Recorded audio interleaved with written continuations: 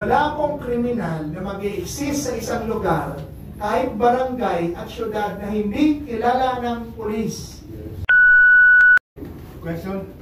Yes, sir. Jason po ng SM9 News. Sir, first question po, para lang ano natin yung natin, sir. For 2028 elections, for Sir Greco and kay Atty. Harold and sa other resource persons natin, may pangamba po ba tayo na baka muling mangyari ang naganap po ng 2025 elections at ano po ba ang dapat gawin para matiyak na hindi po ito maulit? And meron pa po bang pag-asa na may pagbabago sa 2028 elections under the Marcos administration? First of all, sa ano na tanong ko yan? Ano tanong ko? If may pangamba tayo, sir, na baka maulit yung nangyayari. Definitely. That's why we are here talking about the hybrid blockchain system of election for 2028 para hindi na mangyari yung nangyari today. Ibig sabihin, transparent and mas credible. Nakikita kasi natin lahat at nasusubaybayan ng transmission ng boto. Sa presinto, nakikita na natin, ang mga watchers natin, ito talaga ang boto. Kaya pag itinransmit, alam natin na kung tama or mali yung itinransmit. What is 1 day or additional 2 days for a credible and transparent election? That is nothing. Meron namang kapayapaan at kasiguraduhan ng bawat isa na nabilang ang boto nila. So I think that is a very wise road to take for the Philippines. Kaya sa kada eleksyon, may nagreklamo, di naman yan ang boto namin. Kaya pagka malinaw, wala problema. Number one. Number two, sir, ano po? If paano po natin matitiyak na yan po ay magagawa yung hybrid and may pag-asa ba under the Marcos administration na yan po ay mangyayari? Well, kailangan walang katiyakan dahil siyempre ito po ay salang-alang sa desisyon, unang-una ng Diyos, pangalawa ng mga opisyal, pangatlo ng tao. Yun nga po ang tanong natin sa Pilipino ngayon. Paano, ano ang gusto nyo? Eleksyon o revolusyon? Ano natin is mga opisyal, ano ang gusto nyo? Ito gawin natin kung anong dapat. Ang sigurado ko po, ipaliliwanag namin ito sa taong bayan para matanong. Si Harold, ang ating mga kasamahan, paliwanag natin ang media, paliwanag natin sa taong bayan para yung mga taong bayan din na mag-isip at manawagan dahil pagka ganito po ang deadlock na ang nasa kapangyarihan is using power that is borrowed against the lender, then we should come together again as a sovereign Filipino people and do what we have to do and call out the truth. Yun na naman natin siya sa akin. Wala naman pong masama doon. Third, sir. Yun na, sir, na ano po na. Salamat. Pero ang realidad on the ground, sir, kasi yung 2025 elections, nakita po natin lahat po ng mga kababayan, especially online, sa social media, active po talaga sila na dapat credible na nanawagan sila na yung transparency. Pero yun na, sir, na-overpower sila because of the power. Kaya nga po, we go back to the Constitution, to the preamble of the Constitution. Everybody has to realize that we, the sovereign Filipino people, imploring the aid of the Almighty God, yung mga nakapwesto na yan, pahiram na kapangyarihan lang yan. Nawawala ho sa pwesto yan ang Pilipino na nananatili. So, let's, so mamili ho tayo ngayon, and that is why we are here, and that is why we will go around the Philippines, be on media and social media, to ask the Filipino, saan natin dadalhin ang ating bansa? Anong gagawin natin sa ating kinabukasan? Kung hindi aaksyonan ng pamahalaan, paano at anong gagawin natin sa ating kalayaan? Sir, kanina po, one of the research person, particularly si Sir Metran, ay nasabi niya po kay Chairman Garcia na kapag kayo po ang umupo sa 2028, magkakasabukan tayo. Are we parang suggesting po na dapat nang bumaba or mag-resign si Chairman Garcia para matiyak yung integridad sa 2028 elections? Kasi may shooter siya, independent. Di ba? Impeachment ng proseso dyan. Pero kung lumayas na dyan, mas maganda. So ang sinasabi ko lang dito, lumayas na siya, baka ang taong bayan ay magalit sa kanya, baka wala na siya mapuntahan. Yun yung sinasabi ko sa kanya. Attorney Garcia, Attorney George Garcia, kasi nandito si Attorney. Nakikiusap ako kasama ang bayang Pilipinas o ang mga Pilipino, kasama ko na naghihikayat kung may hiya pa siya, umalis na lang siya para hindi na-impeach. Pero sino mag-i-impeach sa kanya? Ikakapi niya lang ng Congress eh. Wala. So, ibig sabihin, makikiusap na lang tayo. Ngayon, hanggang pakiusap na lang tayo, di ba? Sabi mo kanina na sa social media, sa taong bayan, ay kumikilos, kailangan talagang transparent, pero tinatarantado pa rin tayo. So, pagtarantaduhan na lang tayo. Ano yung pagtatarantado? Bahala na kayo mag-isip nun. Salamat. Sir, clarification. So yung sentiment po natin, hindi lang po sa inyo, sentiment po yan ng mga kasama pa natin mga retired military officials. Tama po sir, no? Senior siya. Sentiment ba? It's amin, if we want to have a proper and peaceful election by 2028, yun po ang sentiment ng karamihan sa amin. Kasi yun ang sinabi ko kanina, nakadaan na kami sa gulo. Nasubukan na namin ang gulo. So, kailangan na ano bang positive action ang depende doon sa tanong mo na magagawa natin tungkol sa eleksyon. So, sinasabi naman dito sa ibang resource persons na we will try to ask Congress. So, anong positive action? Then, to the help maybe of media, na yung sa Congress kasi pag gumawa ng batas and amendment sa laws, ay may consultation.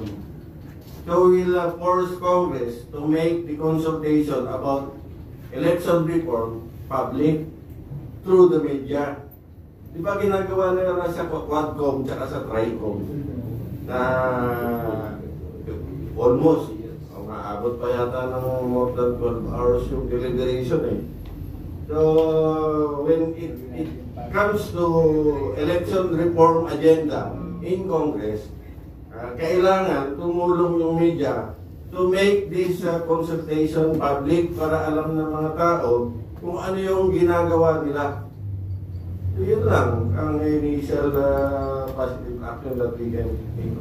Okay? Dagdag ko lang muna sir, no?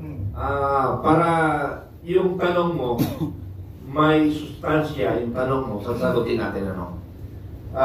Sentimento ba ng mga retired o ng mga military o ng men in uniform personnel, kasama siyempre pag tinabing men in uniform personnel, lahat ng mga nakikita natin sa Pilipinas na naka-uniforme, Coast Guard, ano pa man, ang sentimento nila, base sa mga kausap ko, mga kasama ko, nag-aantay na lang sila. Nag-aantay sila na tayong taong bayan kikilos. Kayo, taong bayan ang sinisisi nila. Bakit hindi tayo kumikilos? Pumapayag tayo na tinatarantado tayo.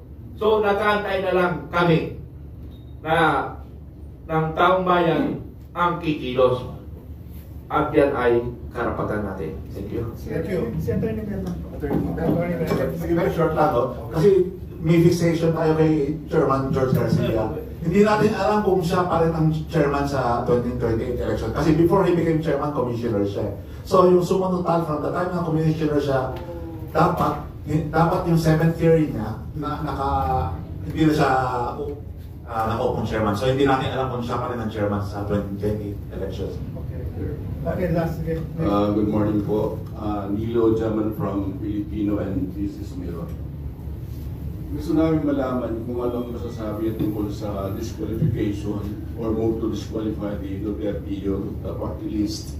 Imagine, number ko sila sa party list na, di ba? Sa votes, gano'n. Parang galit na galit si George Garcia kay Cartema. Parang gano'n. Ang second po, yung what can you say about Joel Chua Oy of 6th District of Manila? Disqualified din siya. Pumasok si Pede Apante. Joel Chua Oy. So ano pong comment niyo po doon? Election related naman. Thank you po. Especially yung Duterte Youth Party List. I'll reserve my answer later because unahin natin mga abogado.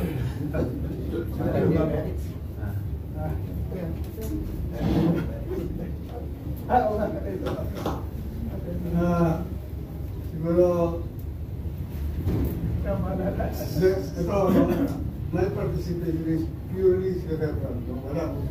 Walang kinikilingan. Okay. Kapag ang isang nahirang kina-disqualify, siya yung majority vote, hindi automatic na iuubo mo yung second kasi hindi naman mo siya, kaya nga boto majority, ay yung pinakamaraming boto. Hindi mo pupunta sa kanya yung boto, hindi na ipunta sa boto, ibinoto niya na disqualify. Hindi ba? So kung sa gano'n, yun mo yung mga mayor, di ba? Disqualify, hindi naman makapagtid yung mga buong kalaban niya kung hindi vice mayor. Ganon din yung prinsipyo sa sa anong posisyon, no? Dapat pa ganun ng eleksyon. Yun ang sinasabi sa, yun ang democratic process talaga. So,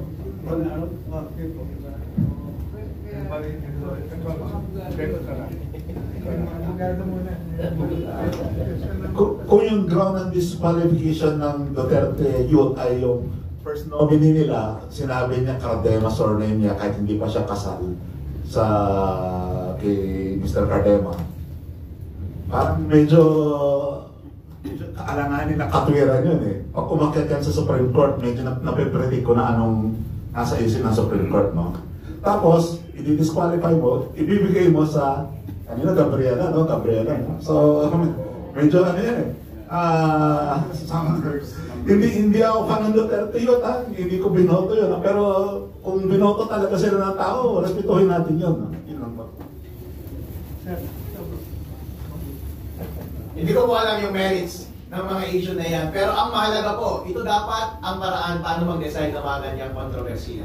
Kung ang dahilan po ay kung nabayaran kayo, kaya pinabaliktad ninyo yung mga ganyang resulta ng eleksyon, mali po kayo.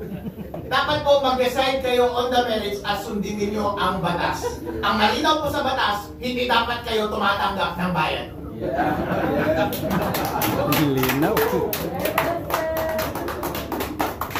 Well, the people have spoken. You know, I don't know the merits of the case. Pero malaking katanungan dahil Duterte Youth, si kalaban ng partido, diba? Tapos Abante, saka Joey Uy, may potongan, and then suddenly, bakit nag-design ng COMELEC? Ang dami yung tanong. So, I don't want to jump into conclusion, pero basic po dyan, nagsalita ng tao, hayaan na lang boto. And then, that's why babalik po ako sa sinasabi ko kanina, sobra ho ang kapangyarihan na naibigay natin sa COMELEC under the Constitution. Dahil pag nag-rise yung mga ganyan question, wala tayo lahat mapuntahan, sila din eh. Sila ang judge, sila din ang magbibilang, sila din ang culprit. So, we need to break down those power dahil kapangyarihan ng tao dapat ang mamatawi. So, that's why we will continue to push for a constitutional convention to solve these excessive powers we're given. These departments and offices, specifically the Office of the President, Congress, COMELEC, and the Police. Nakakatakot po ang kapangyarihan na naibigay natin sa police. Police lang yan, for heaven's sake. Agents of persons in authority. Hindi pa yan binoto ng tao. Pero kung damputin at ipatupad ang batas, sila na rin po ang batas na mga taong nagsasalita ng katotohanan within the purview of their freedoms ay kayang damputin at magsampa ka na lang ng kaso. You know, so si Harold, 4 na pong warrant ang binibail nito. Hindi tumitigil, mabuti na lang hindi tumitigil. But if they can do it to someone as vocal, as transparent, as known as he is, and he can do that to any one of us, President Duterte was picked up with an invalid and questionable warrant. Pastor Kibuloy was raided and picked up with a questionable warrant of arrest. They can do that to anyone. So, yan po ang point ko. We need to work on something to remove those excessive powers that given the police. Sa akin, ang police, lokal lang dapat yan. May mga sundalo tayo for national issues and national concerns, international conflicts. Pero, kaya napakalaki ng problema ng droga, napakalaki ng problema ng kriminalidad. Dahil sa police din po nakakabit ang lahat ng yan. I've been councilor of the city of Manila and I chaired the committee on police. Peace and order, fire and public safety. Wala akong criminal activity sa isang lungsod na magpo-promulgate at lalawak ng hindi alam ng pulis at ng mayor. Walang kriminal na mag-i-exist sa isang lugar. Wala ko tayong kasamang pulis dito eh. Walang mag-i-exist. Ayan si Sir. Alam ni Sir po yan. And I will stand by my word because I've worked with the police for decades. Pero pag ang mayor at ang pulis nag-decide, walang droga dito, sinabi ng mayor, walang whatever dito, wala po talaga yan. Walang mananatiling kriminal at droga sa isang lugar na hindi pahihintulutan ng mayor at pulis na buhay. Hindi pa, mayari, Manila, hindi pa lang naman ng Pasay, hindi pa talaga sa city. Ganun lang po yan eh. So, but then, paano natin pipigilan yan kung ang kapangyarihan na nanguhuli national? So, pag nagluko yung sa taas, tamimi na po lahat ng ground commanders dyan. So, we have to break that power for our own good.